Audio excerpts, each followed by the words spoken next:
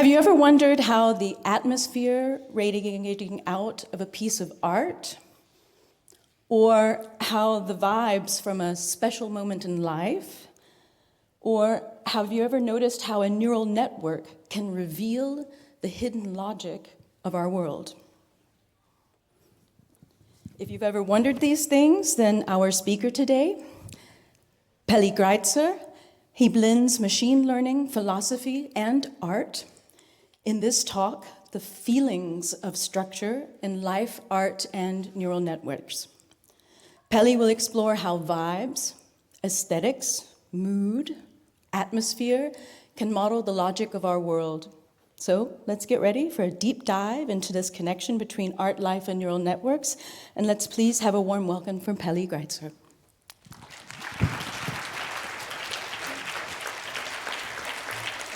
Hi, everyone. So this talk is going to be about the ways in which we sense, experience, model, construct, and share understandings of the ambient internal logics of the world that we encounter as we go throughout life. Worlds that might be material, textual, sensory, psychological, social. And this talk is also going to suggest that by thinking about certain kind of neural network models, we can gain quite a lot of insight into the special role that creating and experiencing works of art plays in our capacity to reflect on, communicate about, and interact with both these ambient inner logics itself and our constructed representations of them. So the central proposition of my whole project could be described as informally the idea that it's possible to learn a way of seeing by examining a group of objects that this way of seeing sees the best.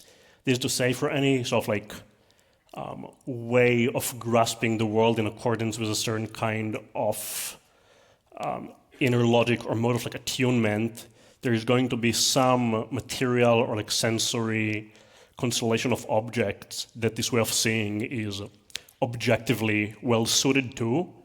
And examining this constellation of objects is going to be a surprisingly potent way to reverse engineer the way of seeing.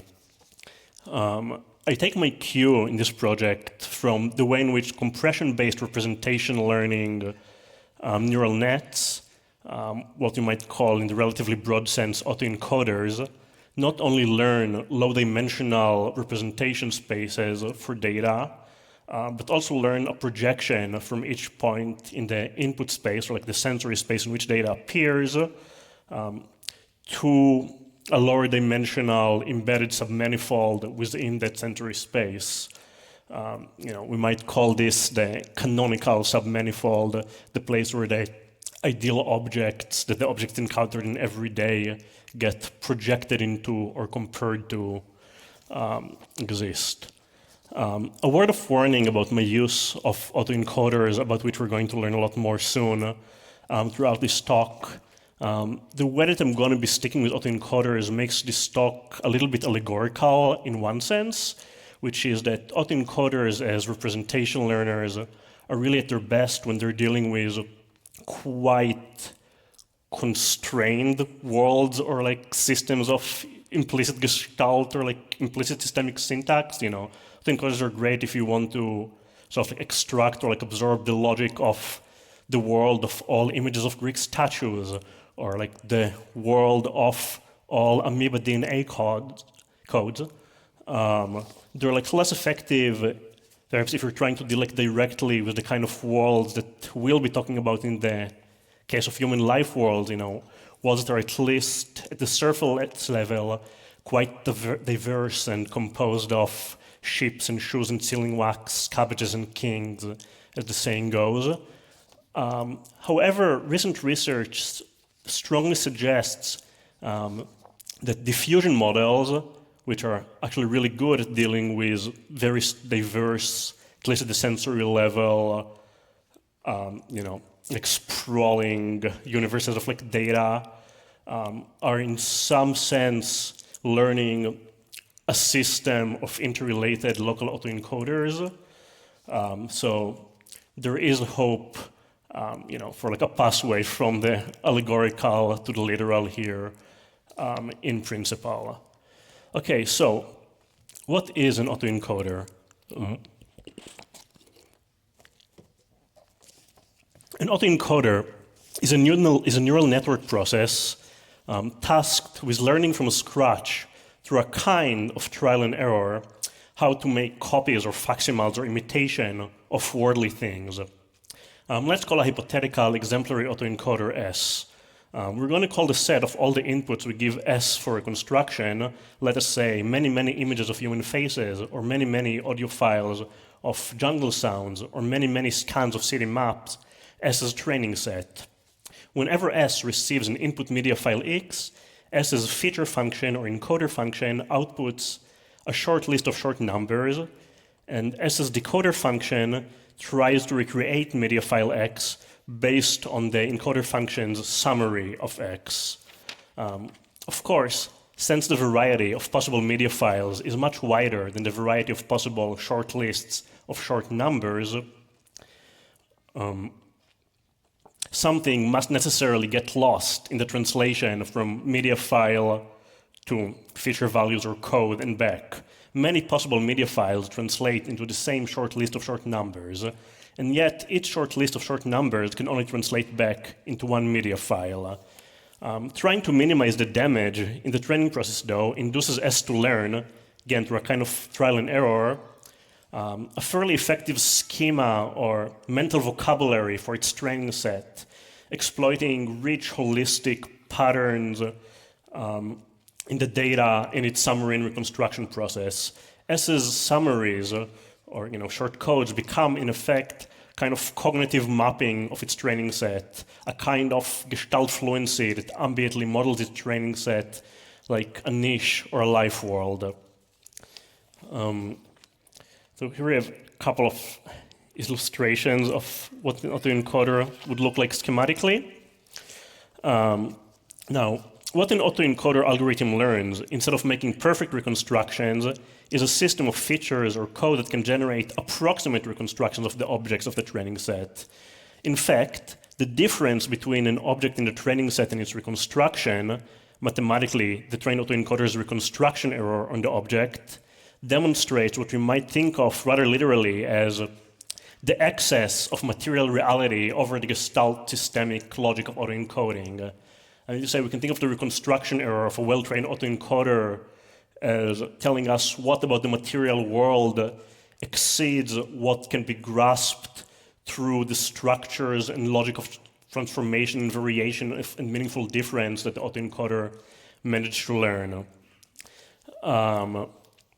Now, we're going to call the set of all the possible input for which a given trained autoencoder S has zero reconstruction error. That is to say, inputs for which the autoencoder loses nothing where it reconstructs them. It can reconstruct them exactly. S is like image, which is also what it is in a mathematical functional sense. It's just like the image of the decoder function. So the image of an autoencoder is the set of all the objects that a given trained autoencoder, its imaginative power, bounded as they are to the span of just a handful respects of variation or structural principles, can imagine or conceive of whole without approximation or simplification. This is to say, with zero reconstruction error. If the autoencoder's training was successful, then we should expect the objects in the autoencoder's like image, the set of like all possible reconstructions / the set of all possible objects that can be reconstructed with zero loss, to exemplify a kind of idealization or simplification of the objects of the worldly domain that the autoencoder trained on. This is to say, so the set of the images the autoencoder produces expresses sort of like an idealization of the training set in accordance with all the structural logics that the autoencoder could implicitly extract in the training process.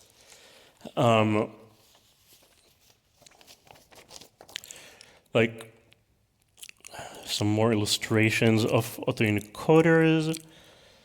Here's like an autoencoder. It's like too small for its training set, and we can see that it can't quite learn object, but it kind of like learn what objecthood kind of in general is like. You know, it can't really get any particular like object, but it gets sort of like the general like direction of what it is to be an object of like a certain kind.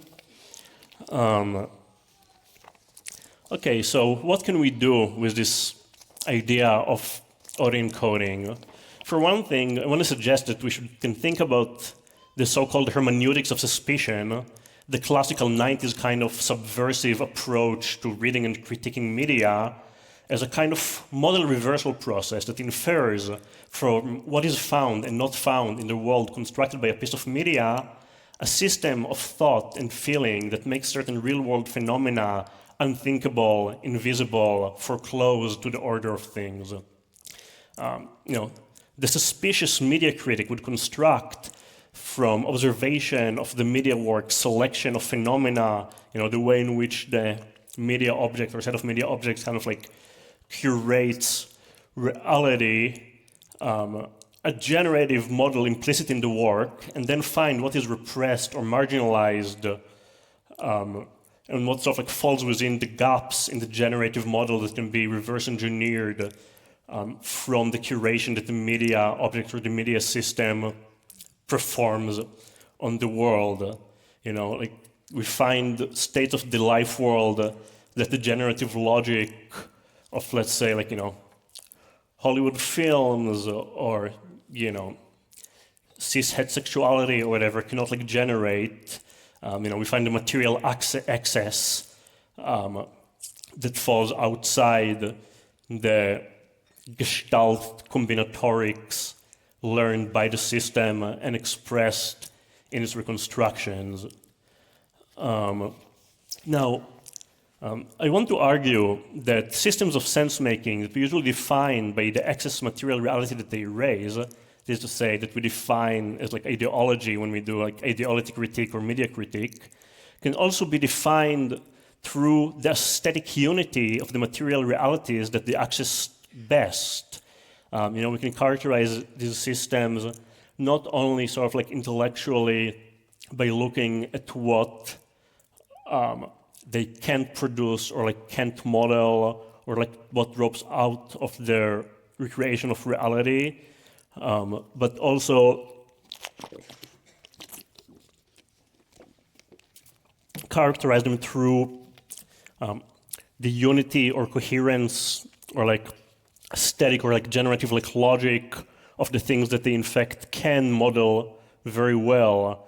And I want to say that we should call this kind of aesthetic unity or coherence or like harmony of everything that is sort of like saliently and capaciously seeable from like a certain modeling of the world, the vibe of the system of like thinking and feeling. So the image of like a trained autoencoder or its canonical set is something that recapitulates the ideology of a system of understanding differences and similarity in the form of a vibe or an aesthetic unity or like a structural harmony.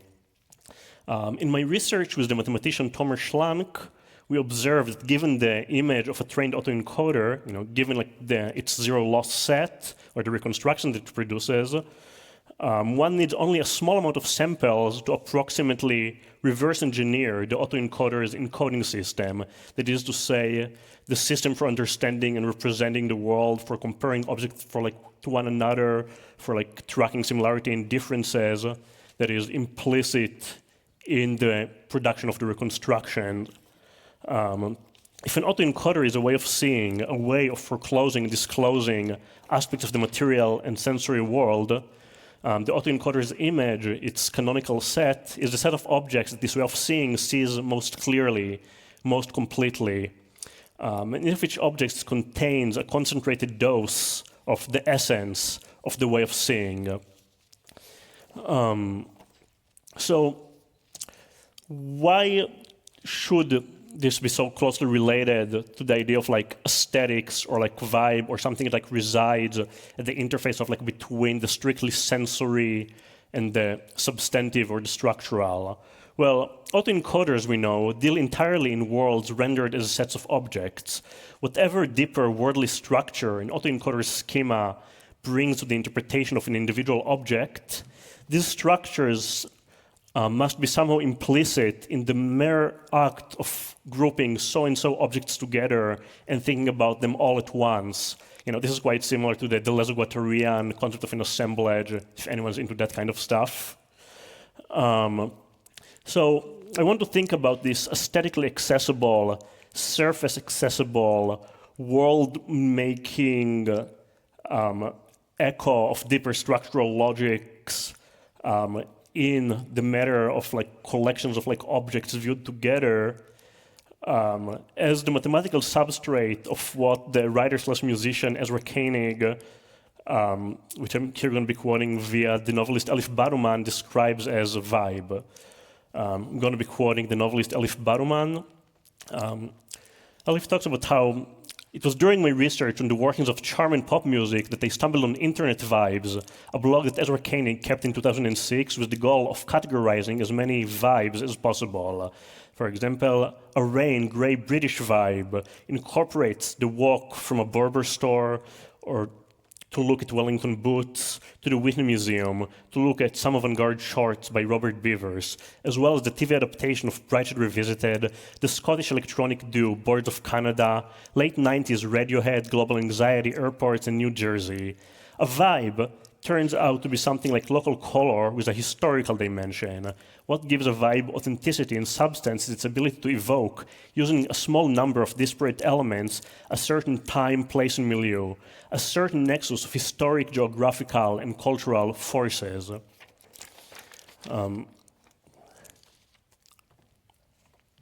Now, it is a fundamental property of any reasonably sized trade-on autoencoder's image, the image again being the set of all the objects that the autoencoder can generate or can losslessly reconstruct, that all the objects in the image align with what we might call a limited generative vocabulary. This is to say, the objects in the image of an autoencoder are defined by the existence of a simple-ish function from building each of them using, a simple-ish function for building each of them using the encoder coordinates as instruction. The objects that make up the trained autoencoder's actual worldly domain by implication roughly align or approximately align with the same limited generative vocabulary. So, the actual image of the autoencoder is going to be perfectly or without any approximation loss constructible using a simple-ish function.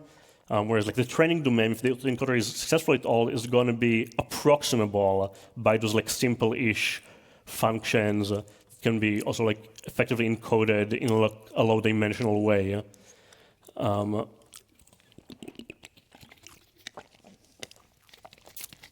These structural relations of alignment I propose are closely tied to certain concept of aesthetic unity that commonly imply a unity of generative logic.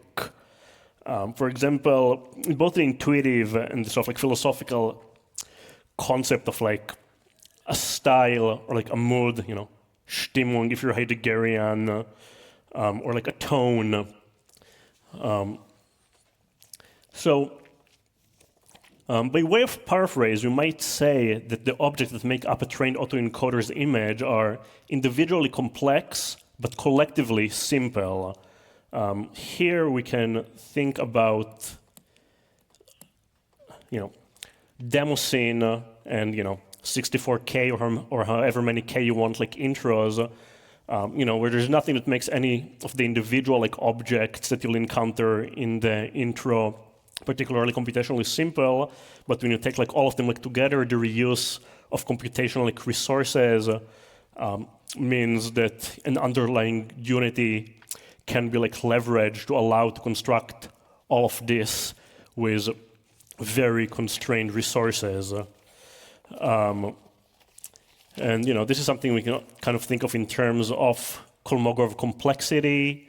You might think that like the objects within like the image of a trained autoencoder, again, the set of like the idealization the autoencoder constructs are, only with some minor abuse of notation,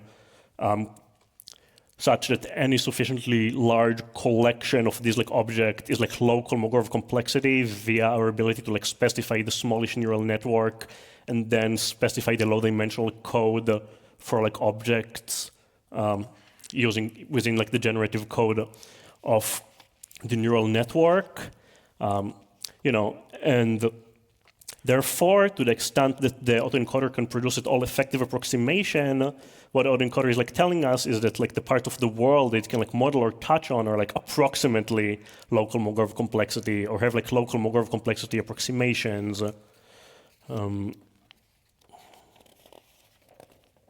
Sorry, one moment, please. Okay, so where are we going with this? I want to think of a work of art. Could be works of literature, could be installation, could be LARPs, movies, comics, as something like autoencoder images, or the perfectly reconstructible set associated with a hypothetical autoencoder. A work of art is a set of images or objects or like ideas or notions that are losslessly compressible through some reasonably compact hypothetical autoencoder. So, the meaning of a literary work like Dante's Inferno or, Grant Morrison's The Invisibles or like Kathy Acker's Banguts in high school lies at least partly in an aesthetic vibe or style that we can sense when we consider all the myriad objects and phenomena that make up the imaginative landscape of the work as a kind of coherent, curated set. There's a certain like je ne sais quoi that makes every soul, demon, and machine in Dante's vision of hell a good fit for Dante's vision of hell.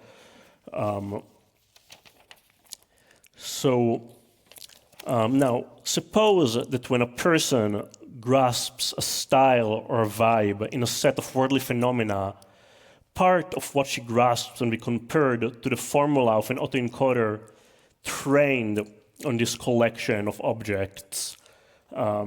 The image of the abstract trained autoencoder then would be an idealization of the set of worldly phenomena, intensifying the worldly set's own internal logic. It is a kind of taking the blueprint of a set of like loosely, roughly structured, somewhat like interrelated, somewhat coherent phenomena, and sort of like, pulling it out and like overlaying it on top of the phenomena. Now, going the other way around, we might consider the idea that when the imaginative landscape of a work of art or a literary work possesses a very strong unity of style, the aesthetic unity of the artifactual collection of ideas, images, thoughts, objects is potentially an idealization of a looser, weaker aesthetic unity between the objects or phenomena associated with a real-world domain that the work of art encodes. So the story I'm suggesting is something like, we encounter like the world, we extract certain structures that only like approximately or like loosely like model the world, but allow us to sort of like, navigate it at like an ambient level. They give like meaning to like relations between things. And then if you want to like communicate these like structures to each other, like reflect like upon them, what we can do is generate facsimiles of like the world that are like perfectly rather than approximately structured by these extracted ambient structures, and so allow highly effective reverse engineering of the system of abstractions implicit in the autoencoder, allow like various kinds of reflection and introspection, and allow intersubjective communication of those systems of implicit logic both to whatever degree they capture objective relations in the world that are useful to share, and to whatever degree we need to like be able to share our sort of like a subjective, flawed, disclosing, but also foreclosing, modeling, and sensing and like mooding of the world.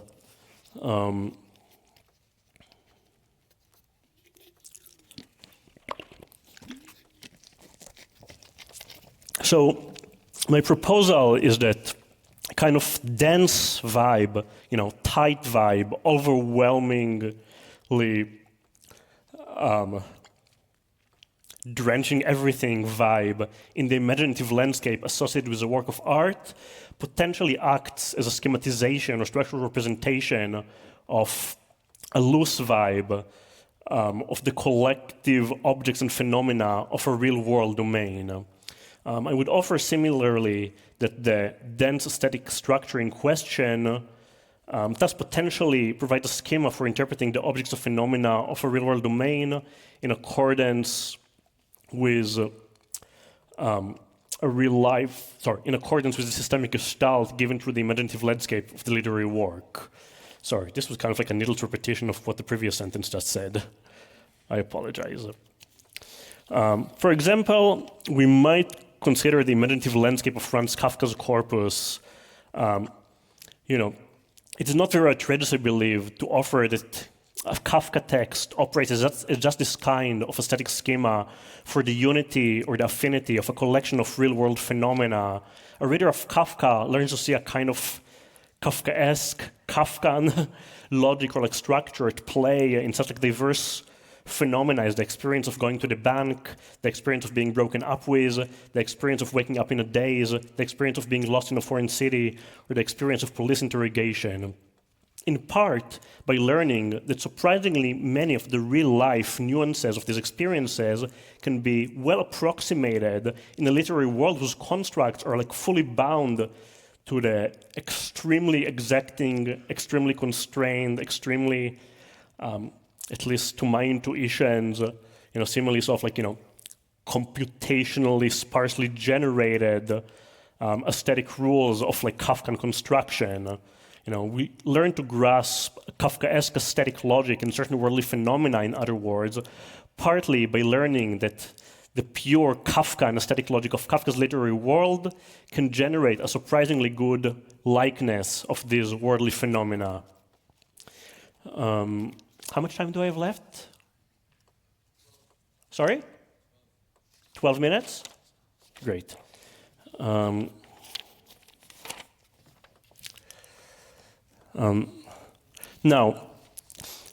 why do I say that, a vibe or the kind of thing captured by an autoencoder and perhaps also by a work of art should be called a feeling of structure or an experience of a system or a gestalt?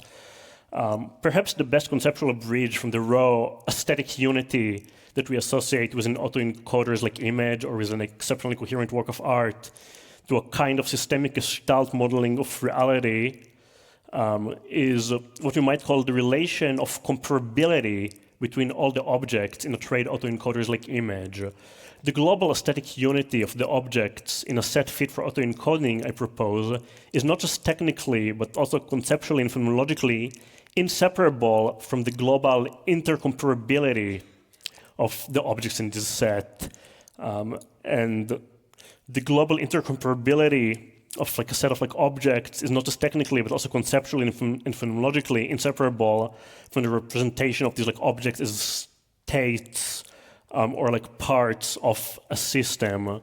I'm going to show you a little bit of ways in which an autoencoder allows us to do sort of like system-wise manipulations on the objects that it allows us like to represent. This is sort of like some nice vector space like arithmetic. Here we see an interpolation within the space of like an autoencoder.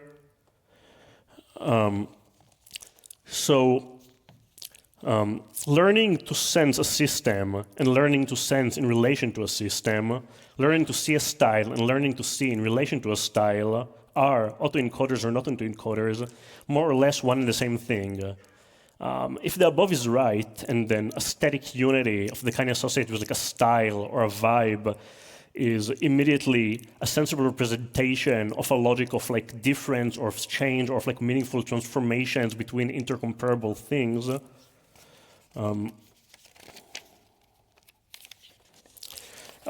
then we can deduce the following rule of cognition.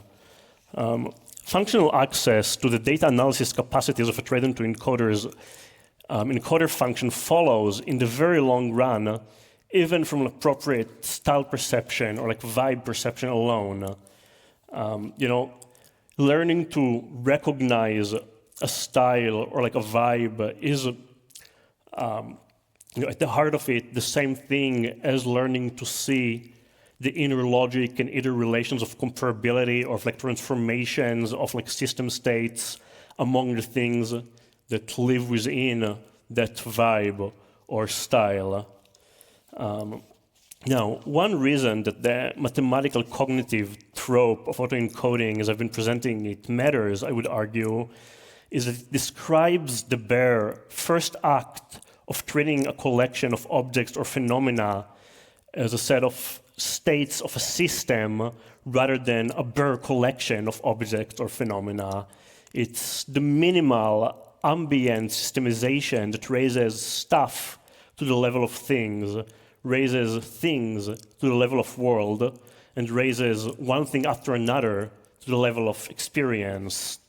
And equally, it is the minimal ambient systemization that erases non-conforming stuff on the authority of things, that marginalizes non-conforming things to make a world, and that potentially degenerates experience into false consciousness.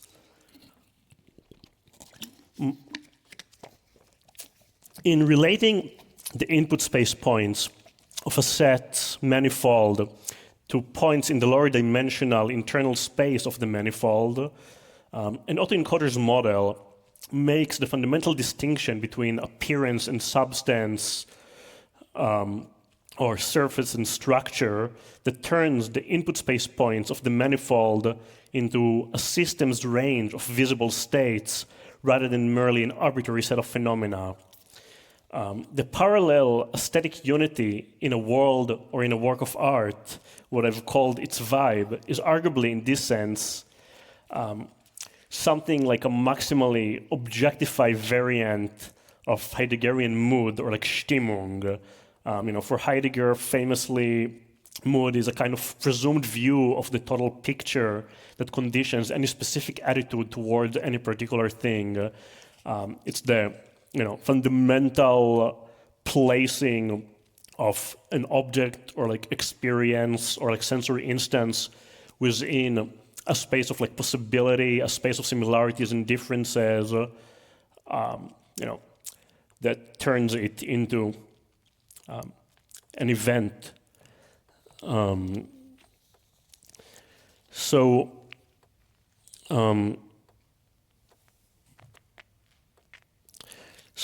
I want to say that to sense like a vibe is something like sensing the Stimmung of a system, and that like a Stimmung or like a mood, the vibe of a set of like phenomena that we encounter in any kind of like human or like inhuman world and absorb and model and map and then possibly express and reflect upon using the creation of those abstracta embodying concreta that are the works of art, is a precondition for and the medium for all more specific operations of subjectivity.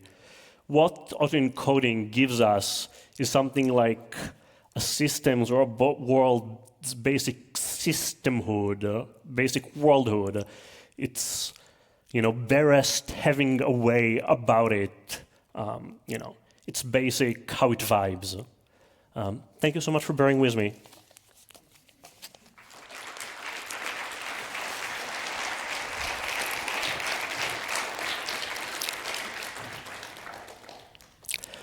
Here we can see some examples from relatively old type of autoencoder of the kind of simplification or idealization that goes on as like a consequence of the representation learning and dimensionality reduction. On one side, you've got the training set phases. On the other side, you've got reconstructions. If anybody wants to see like more of those cool transformations, here we can see quite a powerful like example of the kind of like denoising or idealizing or like normalizing like effects. Where like here after training we have a cat and like with 3 eyes and like a toothbrush, and the third eye gets like removed, and the toothbrush is like transformed into something vaguely cat-like. Again, this is like a relatively old autoencoder, but a good one.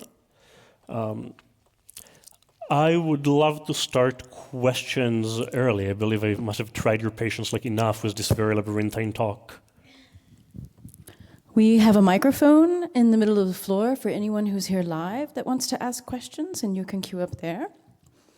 For now, while we're waiting for the queue to start up, let's start with the signal angels, if there are any questions from the internet. No, there aren't. There are no questions from the internet. So, what were some of the funniest things that you have discovered when you were going through some of these experiments of finding out how neural networks see the world?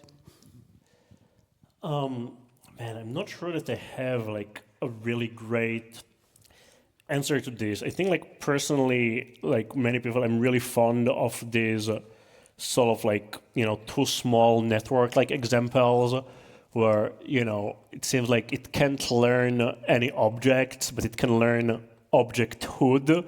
And that seems like possibly quite like a potentially deep like paradigm for thinking about what, certain like modes of like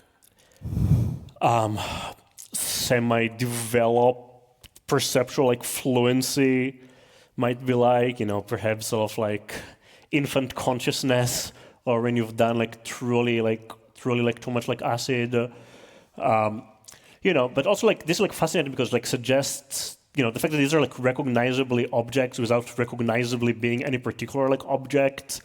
It kind of shows that we have a kind of like sense of what like the space of objects qua object is like, and you can be sort of like legibly moving within like the space of physical objecthood, yet without ever stepping, ever like passing through the spot of any actual like physical object.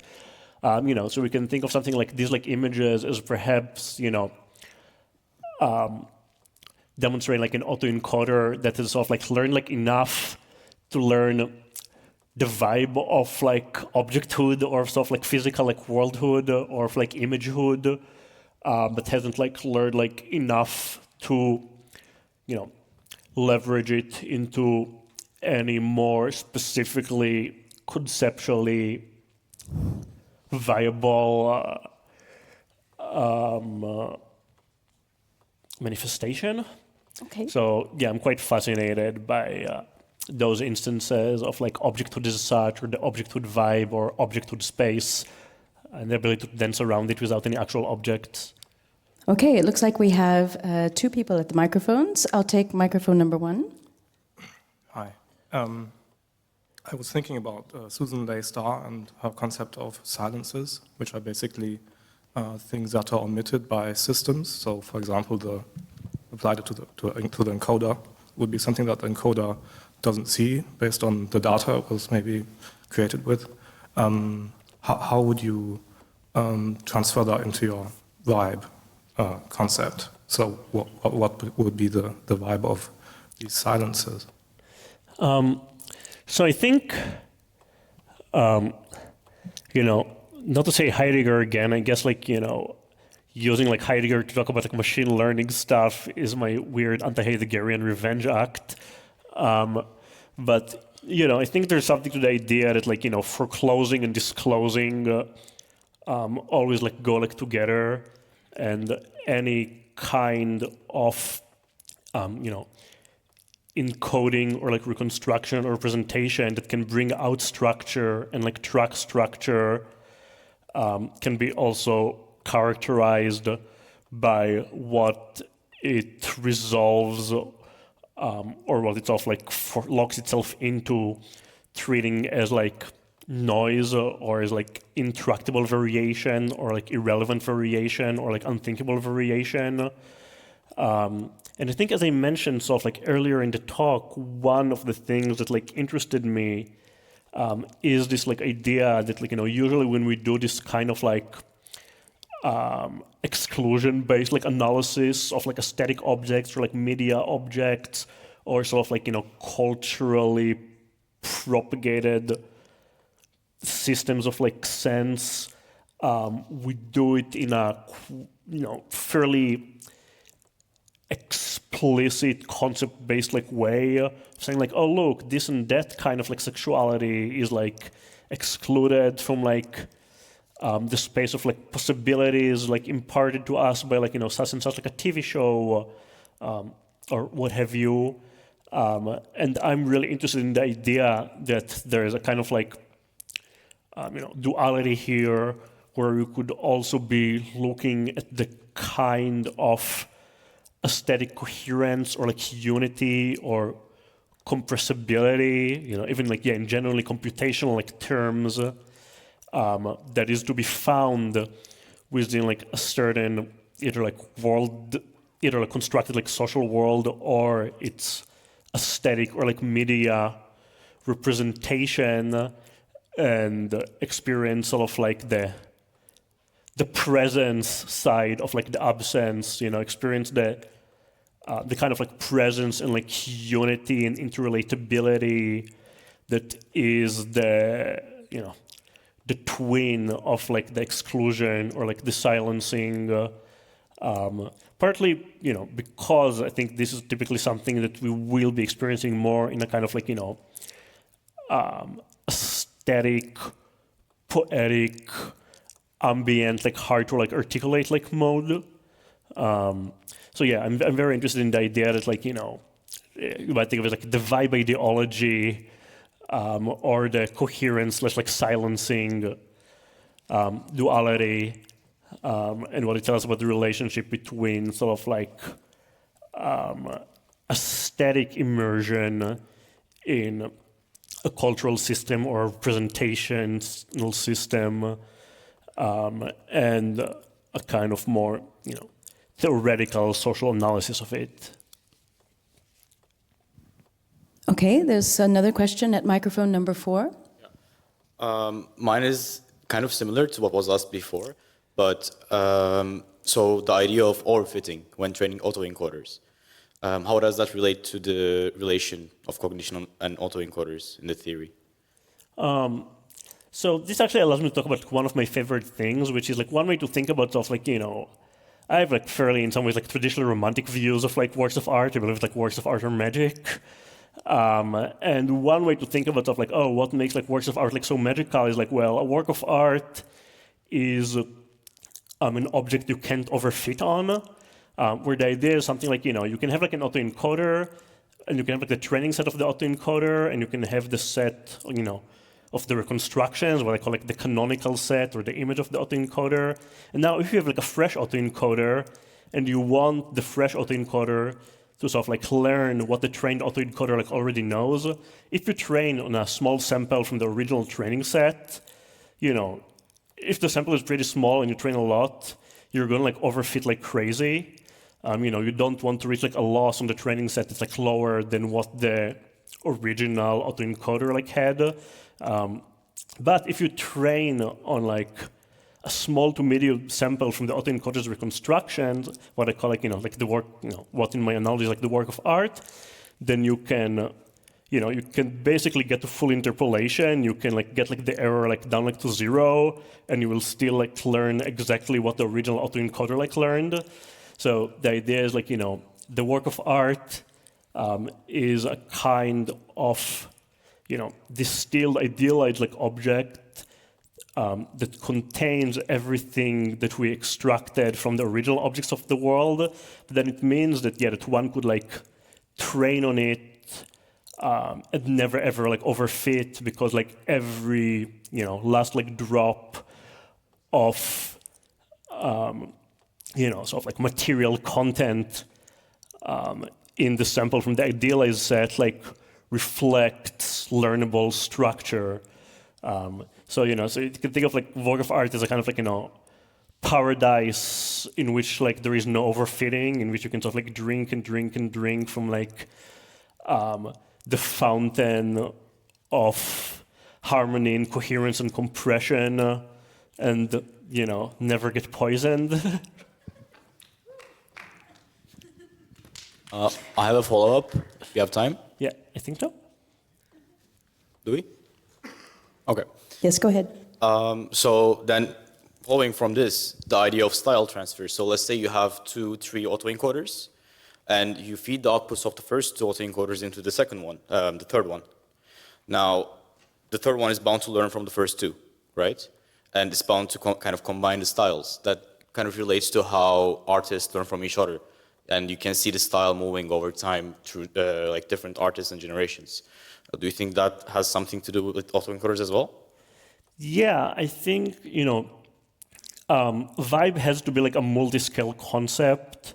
As I said, in some sense, I think it's probably like true vibes are maybe better like thought of in terms of like diffusion models or something like this, because there's a kind of sort of like, something like overly constrained in NOR, but like autoencoders proper, because they have to learn one Euclidean chart for like everything, one lower dimensional manifold for like everything. In principle, I think like vibe have, there are like vibes of vibes, vibes of vibes of vibes, and there are also sort of like, perhaps like without going not like a meta level up, there are certain like, blended vibes. One experiment that I always wanted to do and I never quite had sort of like the budget and like time for is sort of like see whether, for something like, like sets of like, architectural like blueprints, taking from like a certain like period or like style or like movement are going to be more compressible than like a set, than like a set that contains, randomly half and half from like 2 extremely different architectural movements. This has to be done with quite a lot of like thought, because you don't want kind of like shallow confounders, like, oh, people from this like architectural school like use a lot of like squares, and people from this architectural school use a lot of circles. You want to like, make sure that if you find that like that there truly is a compressibility difference between the like intuitively styled coherent set and the intuitively styled incoherent set, this comes from like, quite deep, subtle structures rather than like surface stuff. But yeah, I'm very interested in the question of how literally we can like apply this idea to the question of like, the integratability, the compatibility of different, cultural moments, different, what Raymond Williams would call like structures of like feeling, different like aesthetic and conceptual like style, and whether this can help us like understand sort of like why certain forms of sort of like, cultural like hybridity or like synthesis are sort of like, intuitively like very productive, whereas like others can feel sort of like gimmicky or like artificial. So yeah, I'm very interested in that stuff. Thank you. I thought I saw someone else in line at microphone 1, but did they disappear? Maybe that was... Are there any more questions from the audience or from the, I'll ask again, at the internet? No, it's still nothing. All right, then I would like to thank our speaker. Thanks. Peli. Thank you very Grietzer. much. Thank you for this lovely talk. Thanks.